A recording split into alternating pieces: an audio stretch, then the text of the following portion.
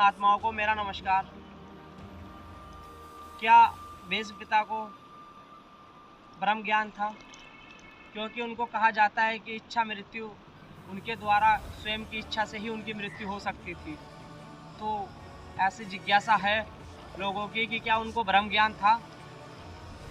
उनको ब्रह्म ज्ञान नहीं था, क्योंकि अगर उन्हें ब्रह्म ज्ञान होता तो द्रौपदी के साथ उस युग में एक घटना घटी जिसमें कौरवों ने उनके द्वारा उन पर अत्याचार किया गया, जिसका वहाँ पर खुद मौजूद भीष्म पिता वहाँ मौजूद थे और उनके द्वारा वहाँ पर कोई भी फैसला नहीं लिया गया, जो कि ये दर्शाता है कि उन्हें ब्रह्म ज्ञान नहीं था। क्योंकि जिनको भी ब्रह्म ज्ञान उपलब्ध होगा, अगर वो ऐसी स्थिति में मौजूद होते हैं तो ऐसा कोई नहीं होता है जो उसका विरोध ना करे।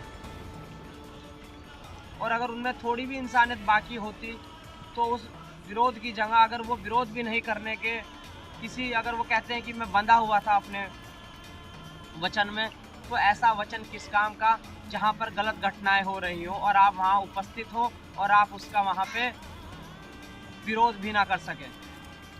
और विरोध भी अगर नहीं कर सकते तो कम से कम वहाँ उन्हें बैठने का भी कोई मतलब नहीं था। और अगर उनको सच में ब्रह्म ज्ञान होता और उनके साथ जो भी घटना होती वो बात की स्थिति थी, लेकिन उनको वहाँ पर विरोध करना चाहिए था। क्योंकि एक स्त्री द्वारा जो उन पे इस तरह का व्यवहार किया जाता है, और अगर वहाँ पर आप कहते हैं कि ब्रह्म ज्ञानी, अगर कोई ब्रह्म ज्ञानी है तो वो उस चीज़ का वहाँ पे विरोध करेगा। तो वहाँ पर जितने भी मौजूद थे वहाँ पे किसी को भी ब्रह्म ज्ञान उपलब्ध नहीं था। मात्र जो वहाँ पर उपस्थित नहीं थे, कृष्ण के द्वारा वहाँ कोई ऐसा नहीं था जिनको ब्रह्म ज्ञान उपलब्ध हो। मात्र कृष्ण ही ऐसे थे वहाँ पे जिन्हें ब्रह्म ज्ञान उपलब्ध था, वो पर वहाँ पर भी मौजूद नहीं थे। और भीष्म पितामह द्वारा कोई ऐसा उनके द्वारा वहाँ पे कोई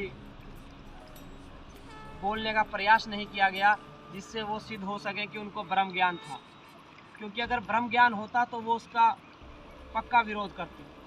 वचन अपनी जगह होते हैं और सही कर्म अपनी जगह होते हैं। जिनको ब्रह्म ज्ञान है वो गलत कार्य नहीं कर सकते, वो गलत के लिए आवाज़ ज़रूर उठाएंगे, अपने पर कुछ भी वो महसूस कर सकते हैं या उसका विरोध नहीं कर सकते। लेकिन अगर दूसरों के द्वारा कोई कार्य दूसरों पे किया जा रहा है तो उसका विरोध अवश्य करते हैं। अपने लिए तो क्षमा पात्र वो कर भी सकते हैं, लेकिन अगर गलत कार्य दूसरों के प्रति हो रहा है और वो वहाँ मौजूद है तो उसका विरोध करना उचित होता है। और उनको दिखाया गया कि उनमें इतनी ताकत थी, उन्हें कोई मार नहीं सकता था। बस यही हम भ्रमित होकर रह जाते हैं अपने विचारों में कि वो बहुत बड़े ज्ञानी पुरुष थे, उनके पास बहुत ज्ञान था। गंगा पुत्र जरूर थे, लेकिन उनको ब्रह्म ज्ञान उपलब्ध नहीं थे।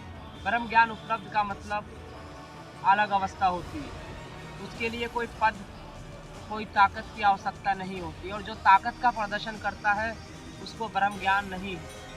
ताकत अपनी जगह है। गलत कार्य में अगर आप ताकत का यूज़ करते हैं, अपने विचारों का यूज़ करते हैं, तब तो कोई फ़ायदा भी है। लेकिन अगर ब्रह्म ज्ञान है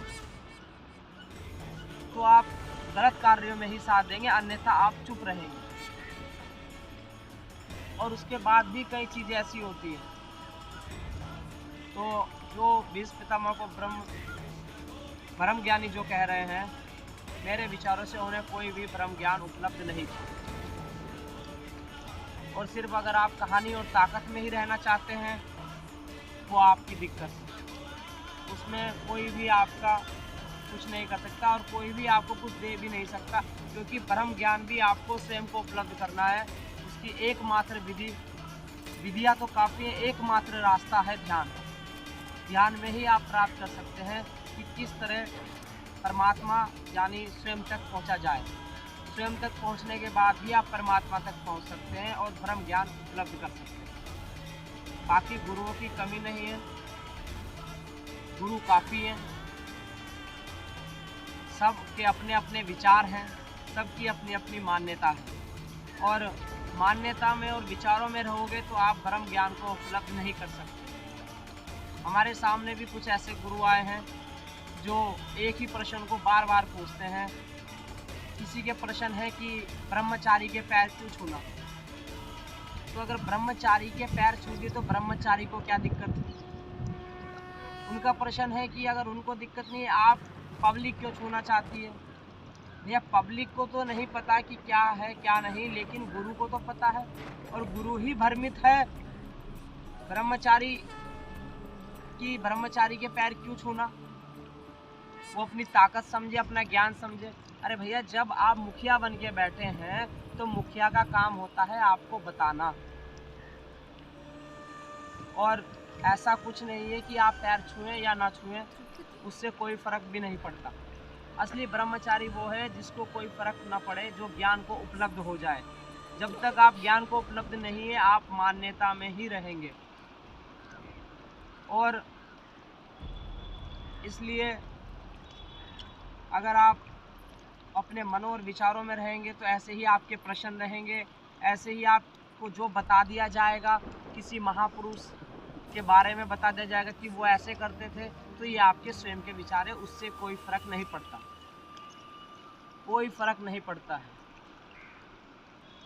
ये है कि आप वो महापुरुष आपको क्या मानते हैं, वो एक अलग व्यवस्था है। वो आपको माता के रूप में मानते हैं, बहन के रूप में मानते हैं, वो एक अलग चीज़ है। लेकिन ऐसा नहीं है कि वो आपसे बात नहीं कर सकते, आपके पास नहीं बैठ सकते। अगर कोई ऐसा कहता है तो वो ज्ञान को बहुत दूर है, वो ज्ञान को प्राप्त नहीं कर पाया। इसी को कहा जाता है ब्रह्म ज्ञान।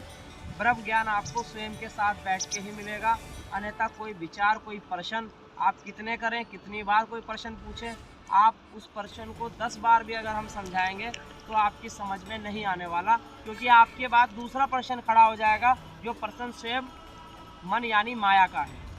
आपके प्रश्न पे प्रश्न आते रहेंगे, लेकिन जो आपको उदाहरण देके समझाया जाएगा आपकी समझ में नहीं आएगा। इसीलिए हाथ जोड़ के आपसे यही निवेदन रहता है कि कृपया करके स्वयं के साथ ध्यान में बैठें, अन्यथा आप ऐसे ही प्रश्नों में उलझे रहें और अपने अपने विचार रखते रहें। और भीष्म पितामह को ब्रह्म ज्ञान नहीं था, अगर उनको होता तो वो उसका विरोध करते।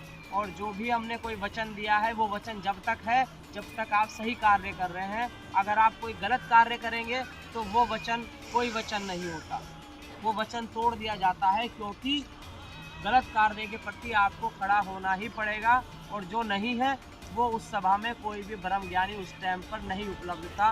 कृपया करके सभी पुण्य आत्माओं को मेरा नमस्कार, धन्यवाद।